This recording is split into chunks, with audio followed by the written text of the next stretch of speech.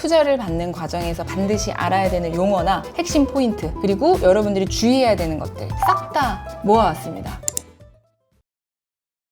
여러분, 기업이 운영이 되려면 반드시 자금이 필요합니다. 대부분의 스타트업들은 이 외부에 있는 자금을 통해서만이 우리 회사를 운영할 수 있는 경우들이 많습니다. 특히나 스타트업은 빠른 성장이 핵심이기 때문에 안정적으로 성장하는 게 아니라 굉장히 드라마틱하게 성장하는 경우들이 많아요. 창업을 시작해서 아이템을 만들면 만들수록 내 돈을 갖다 쏟아붓잖아요. 그러다 보니까 자금이 마이너스에 가깝거든요. 적자가 나요. 그때를 우리가 데스밸리라고 표현을 해요. 이 데스밸리에서 빠져나오는 건 언제냐? 내 아이템이 어느 정도 시장에서 먹히고 매출도 나고 이제 영업이익도 나기 시작하는 시점이 있습니다. 그때 스타트업들이 이렇게 정말 무서울 정도로 빠르게 성장을 하거든요. 마치 알파벳 J를 닮았다 라고 해가지고 우리가 J커브라고 표현을 한단 말이에요. 근데 이 스타트업들은 이 J커브를 그리는 게 사실은 어느 정도 기본이긴 합니다. 일반적인 자영업자 분들은 상권이 어느 정도 정해져 있고 유동인구에 따라서 매출이 나오기 때문에 약간은 월 매출액이 가늠이 되죠. 근데 기술 기반으로 하는 혁신이 가미되어 있는 스타트업들은 엄청나게 빠르게 글로벌까지도 시장을 가져갈 수 있기 때문에 훨씬 더 큰 시장을 대상으로 하다 보니까 그 성장 가능성이 무궁무진하다고 보시면 됩니다. 스타트업들이 어느 정도 BEP, 손익분기점을 달성해서 흑자가 나고 있다 하더라도 BEP에 달성했다 하더라도 빠르게 시장을 선점하고 좀 공격적으로 경쟁사보다 치고 나가기 위해서 전략적으로 투자를 받는 경우들도 많아요. 혹은 단순히 투자 금액 그 자체가 아니라 투자자의 인사이트 혹은 뭐 네트워크 아니면 조력 이런 각종 투자자로부터 도움받을 수 있는 부분들을 위해서 또 전략적으로 투자를 받는 경우들도 있습니다. 실제로 여러분들에게 투자금을 넣었기 때문에 투자자 입장에서는 여러분들이 굉장히 잘 되기를 원할 거 아니에요. 뭐 후속 투자 아니면 경영 관련된 다양한 조언 아니면 여러분들 기업에 지금 필요한 인력들을 알아봐서 여러분들한테 추천해 주기도 하고 정말 다양한 도움들을 주게 됩니다. 특히나 초기 기업들은 뭐 예를 들면 유저 수 같은 건 좀 나오고 방문율도 좀 나오지만 이런 서비스 지표는 나오지만 매출이 안 나오는 경우들이 되게 많거든요. 어쩔 수 없이 생존을 위해서 투자를 하는 겁니다. 그래서 사실 투자받는 이유 중에 뭐 금액도 있고요. 뭐 공격적인 시장 선점을 위한 게 있을 수도 있고요. 아니면 조력이 있을 수도 있다. 참고로 여러분들이 투자를 받는 순간 그때부터는 회사의 자유는 거의 사라집니다. 일단 기본적으로 매월 정기보고 해야 되죠. 회사에 뭐 이슈 생기면 또 공유해드려야 되죠. 만약에 여러분들이 월급 조금 올리고 싶어요. 그것도 다 협의를 통해서 진행을 해야 됩니다. 그러니까 결국의 핵심은 투자는 지원금이 아니라는 거예요. 미래의 성장 가능성을 지금 돈으로 끌어다가 쓰는 거거든요. 그러다 보니까 여러분들의 지분을 주고 여러분들은 그 주주들의 이익을 극대화하기 위해서 주주들은 여러분들에게 권리를 행사하는 이런 시스템이 스타트업의 투자라고 생각을 하셔야 됩니다. 만약에 우리 회사가 조금 느리게 성장을 하더라도 우리끼리 잘 먹고 잘 살고 싶어요. 우리끼리 이익에 대해서 공유하고 뭐 우리끼리 정말 논아서 이렇게 살고 싶어요. 그러면은 투자 안 받으셔도 됩니다. 근데 보통은 약간 이제 현금 흐름이 좋거나 고객이 결제하는 게 약간 선결제로 진행되는 비즈니스 모델들은 자금적으로 여유가 있다 보니까 투자를 안 받거나 받더라도 좀 늦게 받으시거든요. 반대로 연구개발비가 좀 크게 들어가거나 딥테크, 바이오, 하드웨어 혹은 마케팅으로 좀 승부를 봐야 되는 아이템 이런 경우는 투자를 좀 미리 많이 받으시는 것 같기는 합니다. 투자라고 하는 거는 여러분들에게 투자자가 돈을 주고 지분을 사는 거예요. 그러다 보니까 여러분들이 망하면 당연히 그 돈이 날아가기 때문에 여러분들에게 여러 가지 권리를 행사할 수도 있고 통제를 할 수도 있고 또 보호해야 되는 의무가 있기도 한 겁니다. 그래서 여러분들이 투자를 받는다는 이야기는 앞으로 단독으로 의사결정을 하기가 어렵다는 이야기인 거고 물론 그 의사결정의 범위는 좀 상이하긴 합니다만 그래서 정말 스스로 생각하셨을 때 아까 제가 말씀드렸던 J커브를 내가 진짜 그릴 수 있을 것 같다. 그리고 남들 다 받아서 투자하는 게 아니라 내가 진짜 대표자인 내가 내 사업에 확신이 있고 내 성장을 정말 제대로 내가 끝까지 한번 가져가 보고 싶다 하는 그런 비전이 있으신 분들이 투자를 받는 게 훨씬 더 현명하다고 제가 말씀을 드립니다. 크게 세 가지로 한번 나눠볼게요. 첫 번째는 이제 엔젤 투자, 두 번째는 AC 투자, 세 번째는 VC 투자입니다. 일단 엔젤 투자는 쉽게 얘기해서 천사 투자자예요. 이제 가족들, 지인들 이런 분들도 엔젤 투자자고요. 적격 엔젤 투자 자격을 갖고 있거나 뭐 3년 동안의 이제 1억 이상을 투자한, 지금은 이제 이게 올해부터 5천만 원으로 바뀌었는데요. 어쨌든 이 개인 엔젤 자격을 갖고 있으신 전문 투자자분들이 있어요. 이런 분들을 우리는 엔젤 투자자, 개인 투자자예요. 쉽게 얘기해서. 요즘에는 이제 엔젤 뭐 클럽이라는 형태도 있습니다. 개인 투자자끼리 이렇게 모인 이런 단체라고 보시면 되는데, 어쨌든 의사결정은 조직이나 단체에 의해서 진행되는 게 아니라 개인이 내리는 경우들이 있기 때문에 약간의 경영 간섭은 좀 심해요. 개인이 진행을 하기 때문에 금액 자체가 소액이라서 여러분들이 완전 초기 기업인데 진짜 생존이 막 당장 어떻게 해야 될지 모르는 상황이에요. 그럴 때는 엔젤 투자자로부터 투자를 받는 것도 방법 중에 하나입니다. 근데 만약에 여러분들이 좀 여력이 되잖아요. 초기에는 어떻게든 자기 자본으로 혹은 융자로 생존을 하시고, 저는 그 이후에 AC 투자부터 차라리 받는 게 낫다, 이렇게 말씀을 드립니다. AC 투자는 엑셀러레이터 라고 해서 중기부에 등록된 창업 기획자라고 표현을 합니다. 엑셀러레이터는 마치 우리가 자동차 엑셀, 가속 페달 밟는 것처럼 여러분들이 좀 더 빨리 성장할 수 있게 도와주는 사람들이거든요. 우리나라에는 엑셀러레이터 등록된 그 기업들이 한 400개 정도 있는데, 그 중에서 실제로 제대로 활동하는 건 한 1-20%밖에 안 되는 것 같긴 해요. 근데 그분들에게는 여러분들을 어떻게 이제 가속할 수 있게 도와주느냐, 초기에 어느 정도의 초기 투자를 진행을 해주고요. 엄청나게 빠르게 성장할 수 있도록 보육을 시켜줍니다. 예를 들면은 어디 대기업이랑 만나는 게 필요해. 그러면은 그 A씨한테 가서 얘기를 하면 본인들이 갖고 있는 네트워크를 활용해서 이제 도와주기도 하고요. 본인들이 가지고 있는 지원 프로그램에 탑승할 수 있게 해주게 하기도 하고요. 여러 가지 형태로 여러분들을 아마 초기에 빨리 성장할 수 있게 도와줄 겁니다. 그래서 AC 투자가 오히려 초기 투자로서는 좀 더 적절하지 않을까 생각이 들어요. 자, 그리고 이제 세 번째가 VC, 벤처 캐피탈이라고 하는 투자인데, 이 기관 투자라고 생각하시면 됩니다. 쉽게 얘기해서 여러분들이 알고 있는 벤처 투자 회사, 여러분들이 만난 그 투자 심사역들 있잖아요. 대부분 아마 벤처 투자 회사, 아니면 LLC라고 하는 유한 책임 회사, 신기술 금융 전문 회사라고 하는 신기사, 이런 곳들이 다 모여서 벤처 캐피탈이라고 생각하시면 됩니다. 그 대학에 있는 뭐 서울대학교 기술지주, 뭐 어디 대학교 기술지주, 이런 거 들어보셨죠? 거기도 VC이기도 하면서 또 AC 자격을 획득한 분들은 또 A씨라고 보기도 합니다. 그래서 약간 그 경계가, 소형 VC가 이제 A씨라고도 보통 보고요. 대형 VC가 여러분들이 알고 있는 VC, 이렇게 생각을 하시면 좋을 것 같습니다. 그럼 투자의 규모는 보통 어떻게 책정이 되느냐? 일단 기본적으로 여러분들이 처음 투자 받는 걸 시드 투자. 근데 시드 투자 같은 경우에는 소규모의 약간 종잣돈을 마련하는 거라고 생각하시면 돼요. 팀 역량이 좋거나 비즈니스 모델이 어느 정도 좀 이렇게 명확해 보이고 또 비전이 굉장히 뚜렷해 보이면 시드 투자는 금방 됩니다. 보통은 기업 가치라고 하는 것이 50억이 넘어가지 않는 경우들이 많고요. 아무리 여러분들에게 투자를 해도 뭐 한 1, 2억 정도 선에서 보통 초기 투자, 시드 투자가 진행이 된다. 그리고 나서 다음 단계가 시리즈 A, 시리즈 B, 시리즈 C라고 이제 표현을 하는데, 이게 실리콘밸리에서부터 이렇게 부른 거거든요. 기업 가치가 보통 100억 이상이에요. 그러다 보니까 투자하는 금액 역시도 보통은 뭐 10억 단위, 20억, 50억 이렇게 가다 보니까 굉장히 크죠. 그래서 시리즈 A라고 하는 어떻게 보면 본격적인 수익을 실현할 수 있는 기업들 보다 시드 투자 사이 중간에 있는 기업에게 투자를 해보자 라고 해서 생긴 게 프리 시리즈 A입니다. 시드는 받았는데 시리즈 A보다는 앞 단계 정도에 있는 기업들이에요. 그러니까 매출이 막 나지는 않지만 비즈니스 모델이 어느 정도 검증이 됐고 지표가 어느 정도 나오기 시작하는 기업들이라고 생각하시면 됩니다. 보통은 기업 가치가 중간이기 때문에 한 50억에서 100억 사이 왔다 갔다 하고, 투자되는 금액 자체도 한 5억에서 20억 정도를 왔다 갔다 하는 것 같아요. 이렇게 투자 규모, 시드 투자로 여러분들이 A씨든 V씨든 누군가한테 투자를 받기로 했어요. 쉽게 얘기해서 그 회사에서 다이렉트로 투자를 하느냐? 대부분은 펀드라고 하는 걸 통해서 여러분들에게 투자금이 들어가요. 그 펀드는 도대체 뭐냐? 결국에 투자 펀드는 뭐냐면 A씨나 V씨가 외부에 있는 쩐주, 출자자들로부터 돈을 받아서 그 펀드를 운용하는 거라고 생각하시면 됩니다. 이게 기본적인 구조거든요. 그러니까 쉽게 얘기해서 투자자가 자기 돈 쓰는 게 아니라 이 펀드에 있는 돈을 운용하는 거예요. 물론 그 과정에는 자기의 돈이 어느 정도는 들어가긴 할 거예요. 근데 대부분은 외부에 있는 돈 있는 사람들, 출자자들로부터 돈을 받아서 펀드를 운용한다. 그럼 여러분들이 이 펀드에서 주의하셔야 될 게 뭐냐? 펀드마다 투자할 수 있는 분야 혹은 투자할 수 있는 그 스타트업의 기업의 단계, 어느 정도 시점에 해야 되는지, 대략적인 금액의 범위, 이런 것들이 정해져 있거든요. 그러니까 여러분들은 거기에 맞춰서 접근하시면 되는데, 대부분의 펀드의 그 존속 기한이라고 하는 회수 전까지를 이제 펀드를 살려두는 기간이죠. 그 기간이 어느 정도냐면 7년에서 8년 정도예요. 근데 대부분의 투자 기간은 예를 들면 이제 투자사에서 100억짜리 펀드를 만들었어요. 그 100억을 7년, 8년 존속 기한이 끝날 때까지 돈을 끌고 가는 게 아니라요. 보통은 절반 정도에 해당하는 한 4년 정도 이내에 투자금을 다 써버립니다. 그 중에서 뭐 10억씩 10개 기업 투자할 수도 있고, 뭐 5억씩 20개 기업 투자할 수도 있고, 어쨌든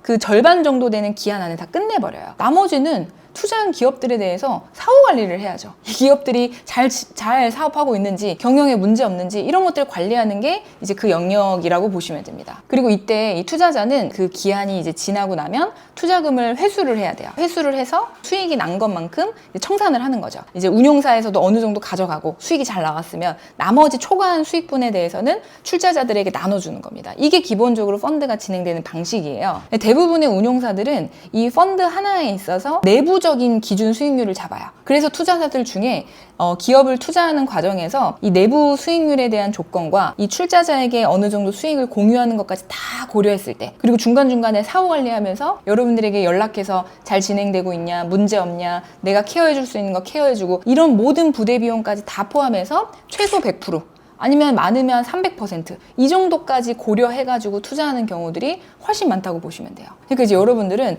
최소 몇 년 이내에 어느 정도까지 성장할 건지를 고민하셔야 된다. 초기 투자는 하이 리스크, 하이 리턴이잖아요. 그러니까 이 희망하는 수익 배수를 훨씬 더 높게 잡을 수밖에 없는 거예요. 참고로 초기 투자를 한 100개 정도 한다고 하면 한 상위의 10%, 20%의 기업들이 그 전체 100개 기업의 기업 가치에서 한 70%, 80% 차지한대요. 잭팟 터지는 기업들도 있고 완전 망해버리는 기업들도 있기 때문에, 여러분들이 이제 잭팟 터지는 기업으로 가려면 어떤 목표를 가지고 투자를 해야 되는지, 투자자가 나한테 희망하는 거는 뭘 것 같은지, 그런 걸 좀 생각하고 있으셔야 됩니다. 펀드의 규모가 클수록 대부분 금액 단위를 좀 높게 투자할 수밖에 없어요. 투자사랑 이야기를 하는데 그 투자사가 가지고 있는 펀드를 들었어요. 근데 그 펀드가 예를 들면은 500억짜리래요. 그리고 어떤 사람은 50억짜리래요. 다 생각해 보세요. 만약에 50억짜리가 있고 500억짜리가 있을 때 한 5억씩 스타트업에게 투자를 해야 돼요. 그럼 50억짜리는 10개만 투자하면 되거든요. 근데 500억짜리는 100개를 투자해야 돼요. 그러니까 이거는 투자사 입장에서 너무 관리해야 되는 게 많죠. 그러니까 500억짜리는 한 20억짜리, 50억짜리 이렇게 굵직굵직한 스타트업들 중심으로 투자를 하는 거고, 50억짜리는 상대적으로 좀 작은 기업들 중심으로 투자를 하게 되는 겁니다. 그러니까 여러분들이 기업의 그 단계를 고려해서 펀드를 갖고 있다고 했을 때 그 펀드의 규모를 통해서 역으로 여기는 초기 기업을 투자를 하겠구나, 안 하겠구나, 이런 거를 유추해 보실 수도 있는 거예요. 만약에 여러분들이 펀드 정보를 딱 들었는데 이게 만들어진 지가 벌써 한 3년, 4년이 넘어간대요. 그럼 거기에 남아있는 투자금이 실질적으로 얼마 없을 가능성이 커요. 근데 만든 지 1년이 안 됐어요. 제일 활발하게 투자할 때거든요. 그때는 이제 여러분들이 적극적으로 투자사에게 접근을 하시는 게 좋습니다. 여러분들에게 이제 연락이 온 그 담당 투자 심사역이 대표 펀드 매니저라고 하는, 그 펀드를 실질적으로 내가 만들어서 운영하는 사람을 대표 펀드 매니저라고 하거든요. 아무래도 의사결정의 권한이 클 수밖에 없어요. 근데 대표 펀드 매니저가 아니라 우리 VC, 우리 회사에서 다른 대표 펀드 매니저가 하는 거를 내가 이 펀드의 금액을 끌어와서 스타트업에게 투자하는 거예요. 라고 했을 때에는 의사결정이 조금은 약할 수 있어서 이런 부분들도 여러분들이 고려하시면 좋고요. 그 해당 펀드마다 주 목적이 있어요. 보통은 전체 금액의 한 60%에서 70%를 주목적 기업에 투자하게 돼 있어요. 만약에 여러분들이 완전 다른 업종이라고 했을 때에는 그 주목적이 아닌 기업이 되기 때문에 굉장히 그 내부적으로도 설득을 해야 됩니다. 이 기업이 바이오 기업은 아니지만 성장 가능성이 이렇게 수준이 높기 때문에 저희가 투자를 했으면 좋겠습니다라고 담당 심사역이 또 자기들 그 VC 안에서 막 설득을 할 거잖아요. 근데 그걸 여러분들이 이겨내야 되는데 쉽지가 않다는 거죠. 그래서 가급적이면 여러분들이 주목적인 펀드를 찾아서 투자를 받는 게 훨씬 더 유리하다. 그리고 마지막 여러분들이 유의하셔야 되는 하나는, 기본적으로 기한 내에 납입이 가능한지는 확인을 하셔야 돼요. 대부분의 투자사에서 그 자금을 납입하는 최종까지 가기까지가 굉장히 기한이 오래 걸리는 경우들이 있거든요. 지금 내가 가지고 있는 돈으로 내가 연명할 수 있는 기간이 2달밖에 안 돼요. 근데 이 투자사에서는 3달 정도 뒤에나 이제 납입이 된대요. 그러면 안 맞잖아요. 그래서 여러분들이 그거를 어느 정도 고려하셔서 투자사랑 소통하시는 게 좋다는 거. 투자 프로세스는 제가 어떻게 되는지를 좀 말씀을 드릴게요. 만약에 어떤 투자사, 어떤 VC의 담당 심사역이 여러분들한테 관심이 있어서 이제 연락을 주시면 아마 초반에는 계속 연락을 주고받고 하실 겁니다. IR 자료도 한번 보내보고 거기에 대한 피드백도 받고 그 과정에서 이제 미팅을 아마 요청을 할 거예요. 그리고 이제 1차 미팅을 하겠죠. 1차 미팅을 하고 나서 거기에서 그냥 그대로 끝날 수도 있어요. 근데 1차 미팅을 하고 나서 여러분들이 조금 마음에 들고 아이템도 괜찮고 투자 가능성도 있다고 판단이 되면 여러분들에게 조금 더 추가적으로 궁금한 질문들을 아마 던질 겁니다. 보통은 재무 관련된 부분들이 질문이 제일 많아요. 기존의 재무제표를 보내달라고 하거나 매출 관련해가지고 나는 그 수익에 대한 비중이 어떻게 되는지를 물어보거나 경쟁사의 지금 상황이 지금 어떤 정확한 상황인지를 좀 물어보거나 우리만의 좀 특장점이 어떤지를 물어보거나 이런 질문들을 여러분들한테 쫙 리스트업을 해가지고 보내면 Q&A 답변을 보내셔야 돼요. 답변은 최대한 빨리 보내시는 게 좋습니다. 최대한 백데이터를 잘 넣으셔가지고 근거 있는 내용들로 여러분들이 질의응답서를 딱 만들어가지고 보고서 형태처럼 보내셔야 돼요. 여러분들이 처음 투자를 받아보시다 보니까 이메일로 질문을 남겼는데 이메일로 답변을 하는 거는 없으셔야 됩니다. 무조건 보고서 형태로 한글로 딱 만들어가지고 보내셔야 돼요. 자, 그럼 어쨌든 1차 미팅을 통해서 Q&A, 질의응답에 대한 내용까지 여러분들이 답변을 했어요. 그리고 나서 보통 이제 2차 미팅을 합니다. 한 번 더 만나서 좀 더 궁금한 내용들을 여러분들한테 물어보면서 여러분들이 또 답변할 수 있는 자리가 또 2차 미팅 자리겠죠. 편하게 담당 심사역이랑 여러분들이랑 계속 만나시는 거예요. 2차 미팅에서 끝날 수도 있지만 3차 미팅, 4차 미팅 이렇게 N차 미팅까지 연결이 됩니다. 진짜 이제 투자를 해야 되겠다라고 느낀 순간 저희 회사 오셔서 IR 한번 하세요. 이렇게 이야기를 합니다. 이게 여러분들이 보통 평소에 그렇게 많이 들었던 IR 피칭, 사실은 요걸 염두에 두고 이야기한 거거든요. 그럼 여러분들은 그 VC 투자사에 가서 그 VC에 소속이 되어 있는 심사역들이 여러 명이 계실 거 아니에요. 그분들을 대상으로 여러분들은 발표를 하게 됩니다. 그 발표를 하면서 여러 가지 질문들을 받겠죠. 사실은 그 회사에 소속되어 있는 심사역 분들은 여러분들한테 투자를 하면 사실은 다른 스타트업들한테는 이제 투자를 못하기 때문에 엄청나게 치열하고 막 공격적인 질문도 많이 한단 말이에요. 그나마 다행인 건 여러분들이 앞에서 1차 미팅, 2차 미팅 하면서 담당 심사역이랑 이런저런 이야기들을 많이 했었을 거기 때문에 대부분 그 안에서 아마 답변들이 나올 겁니다. 근데 어쨌든 생각지도 못한 질문도 나올 수도 있고 좀 준비했었던 질문들이 나올 수도 있어요. 보통 이 시간이 한 40분에서 1시간, 길면 뭐 2시간까지 가는 경우도 있긴 합니다. 여러분들이 이때는 막 발표처럼 준비한다기보다 이제 회의실에서 앉아서 막 설명해주고 질의응답하고 또 설명해주고 질의응답하고 약간 이런 시간이라고 보시면 됩니다. 여러분들이 IR 피칭까지 딱 했을 때 그럼 이제 그 VC, 투자사에서는 어떤 일들이 벌어지느냐, 투자심의위원회라고 해서 투심위가 열립니다. 투심위는 예비투심과 본투심으로 나뉘어요. 이 예비투심에서는 여러분들이 이제 IR 피칭을 한 내용을 바탕으로 그 여러분들과 연락을 계속 주고받고 있었던 그 담당 심사역이 이 스타트업에게 투자를 할 건지 말 건지를 결정하는 자리예요. 그래서 다 같이 모여서 할 거냐 말 거냐, 괜찮은 것 같느냐, 뭐 사업성이 있냐, 뭐 이런 이야기를 나누게 됩니다. 예비투심에서 만약에 떨어지는 경우도 있지만 1차 미팅, 2차 미팅 하면서 보낸 시간이 얼마예요? 거의 뭐 멘토링 하듯이 붙어가지고 막 이야기해 주잖아요. 그래서 웬만하면 예비투심까지 오는 기업들은 진짜 내가 끝까지 투자를 끌고 나가겠다라는 생각으로 가긴 합니다.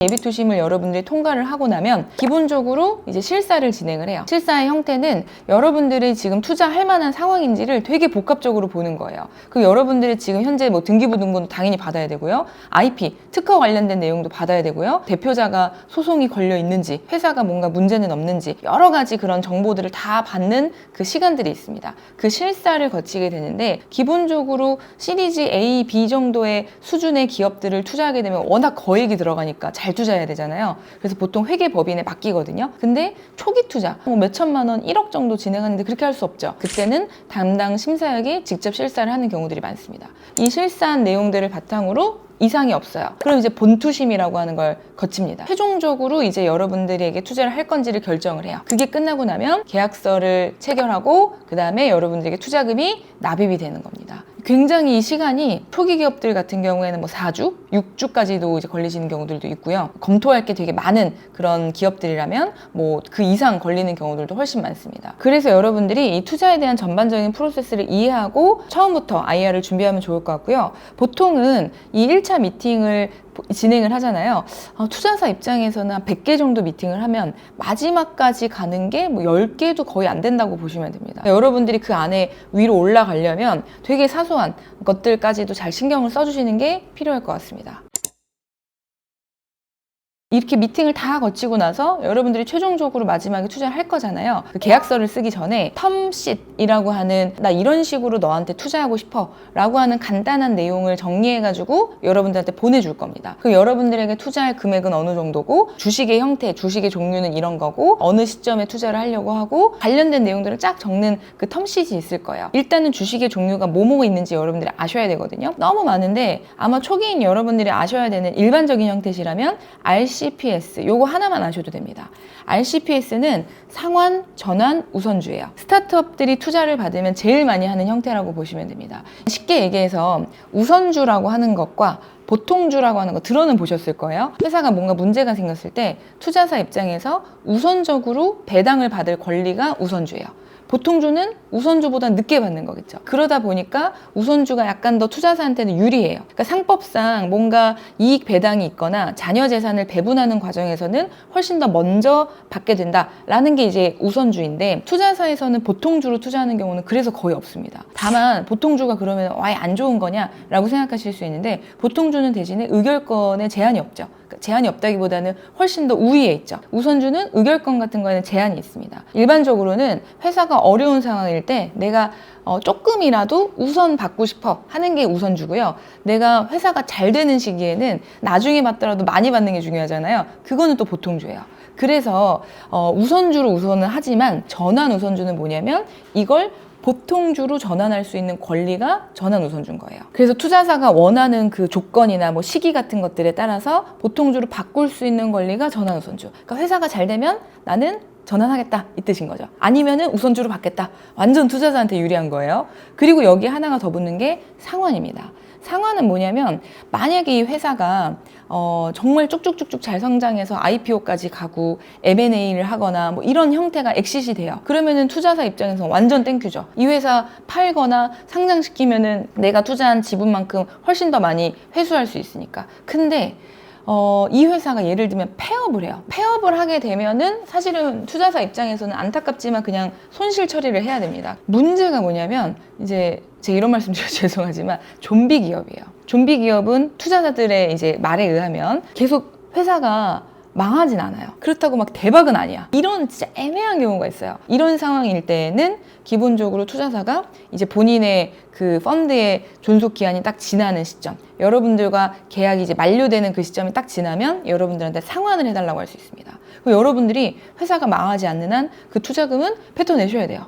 그래서 어느 정도 그 원금과 일정 부분의 이제 금리를 정해가지고 그거를 상환시켜주는 게 상환입니다. 그래서 상환, 전환, 우선주는 보시면 아시겠지만 투자사에게는 굉장히 유리한 조건들이고 그렇다 보니까 스타트업 입장에서는 굉장히 신중해야 되는 내용들이다. 기업 가치에 대한 산정은 보통 시드 투자거나 초기 투자인 경우에는 한 30억에서 50억 정도가 일반적이긴 하거든요. 그거보다 훨씬 낮은 경우도 많습니다. 근데 여러분들은 당연히 높게 받고 싶으시겠지만 높은 게 무조건 좋은 거냐? 또 그건 아니에요. 기업 가치를 초반에 높게 받아 버리시게 되면 나중에 후속 투자를 받을 때 무조건 그거보다 잘 나와야 돼요. 그러니까 여러분들이 요 수준에서 시드 투자를 받았어요. 그 다음에 프리-A 투자를 받을 때에는 이만큼은 성장을 했어야 될 거 아니에요. 근데 여러분들이 만약에 기업 가치를 50억으로 받았어. 그 다음에 기업 가치를 100억으로 받고 싶어요. 그러면 적어도 매출 뿐만 아니라 각종 여러분들이 갖고 있었던 지표가 2배 이상은 나와야 돼요. 그래서 기업 가치가 무조건 높은 게 좋은 거냐? 그건 아니라는 거죠. 여러분들이 적정한 기업 가치에서 적절한 지분으로 투자를 받고 그 이후에 이제 어느 정도 후속 투자를 받을 건지까지 고민해서 사실은 체크를 하셔야 됩니다. 근데 기업 가치라고 하는 것은 여러분들이 산정을 어느 정도는 하실 거예요. 보통은 제가 아까 말씀드린 것처럼 초기에 스타트업들이 감이 없기 때문에 뭐 얼마 이렇게 불러요. 근데 투자사들은 대부분 이거보다 낮은 기업 가치를 이야기를 하죠. 이 갭이 항상 있습니다. 그러니까 무조건 여러분들이 고수해가지고 밀고 나가시면 투자를 못 받으실 수도 있고요. 투자사들이 무조건 이야기한 대로 하면 너무 밸류가 깎일 수도 있기 때문에 적절한 수준에서 약간 타협을 하는 것은 필요할 것 같기는 해요. 초기에는 여러분들이 갖고 있는 서비스 지표나 매출이 날 시점에 대한 예상, 미래에 대한 가치가 어느 정도로 추산되는지에 따라서 책정을 하고요. 투자 심사역이랑 잘 이야기를 하면서 맞추시면 좋을 것 같습니다. 이 과정에서 여러분들이 아셔야 되는 게 프리밸류냐 포스트 밸류냐 이걸 보셔야 돼요. 포스트 밸류라고 하는 거는 여러분들이 투자 받고 난 이후의 기업 가치고요. 프리 밸류라고 하는 거는 여러분들이 투자 받기 전의 기업 가치예요. 그러니까 만약에 여러분들이 기업 가치가 프리 밸류 기준으로 10억이면 여기에 여러분들이 1억을 투자를 받고 나서 포스트 밸류가 11억이 되는 거고요. 만약에 여러분들이 프리 밸류 기준으로 9억이라고 하면 1억을 투자 받은 다음에 포스트 밸류가 10억이 되는 거겠죠. 그래서 여러분들이 실제로 10% 이렇게 이야기를 하지만 자세히 따져보게 되면 10%로 들어오는 게 아니라 9점 몇 퍼센트, 뭐 8점 몇 퍼센트 이렇게 들어오는 경우들이 많습니다. 그러니까 여러분들이 깔끔하게 10%로 들어오게 할 거면 프리밸류, 포스트밸류 그 기준을 정확하게 알고 진행하시는 게 좋다. 이 말씀을 드릴게요. 이제 여러분들 드디어 투자사 만나셔야죠. 사실 제일 좋은 방법은 데모데이 나가셔야 돼요. 보통 그 데모데이를 주최하는 그 주최사, 기관에서 가장 좋은 심사역들, 참여하는 기업들, 우리 스타트업들과 업종도 잘 이해할 수 있거나 혹은 펀드를 보유하고 있는 심사역들을 모시는 경우들이 많습니다. 여러분들이 그런 걸 고려해서 데모데이를 참여하시는 게 좋아요. 만약에 그렇게 할 수가 없는 상황이라고 하면 업종과 연관이 있는 데모데이에 여러분들이 가셔서 쉬는 시간에 명함이라도 교류하시는 게 사실은 좋긴 합니다. 기본적으로 투자 심사역들은 얼마나 많은 연락을 받겠어요. 아침에 이메일을 딱 키면 메일이 이만큼이 와 있대요. 그러니까 여러분들이 콜드메일을 보내는 것도 굉장히 좋은 방법이긴 하지만 콜드메일 뿌리기 전에 얼굴이라도 한번 주고받고 문자라도 한번 주고받고 하면은 조금 더 심도 있게 볼 수 있단 말이에요. 투자 심사역 입장에서는. 그래서 여러분들이 가급적이면 좀 안면을 틀 수 있는 그런 네트워킹을 많이 활용하는 것이 좋습니다. 만약에 여러분들이 기존 투자를 받으셨다? 당연히 기존 투자사 통해서 소개를 받거나 아니면 여러분들 정보 지원 지금 받고 계시잖아요. 거기 정보 지원 담당자 통해서 소개를 받거나 하시는 게 가장 좋은 방법이긴 합니다. 뭐 링크드인이나 페이스북 이런 거 통해서 받으시는 경우도 있긴 하던데 가급적이면 데모데이나 소개를 통해서 받는 것을 추천한다. 그리고 그 펀드 관련돼서 홈페이지가 있습니다. 거기를 통해서 서치하셔가지고 하는 것도 방법이기는 해요. 이렇게 여러분들이 투자사까지 만나셨으면 진짜 다시 처음으로 돌아와서 IR 자료를 만드실 때입니다. IR 자료는 제가 진짜 얘기할 게 너무 많아요. 반드시 담겨야 되는 그런 내용들이 있거든요. 그거는 제가 다음번 컨텐츠를 통해서 말씀드리도록 하겠습니다.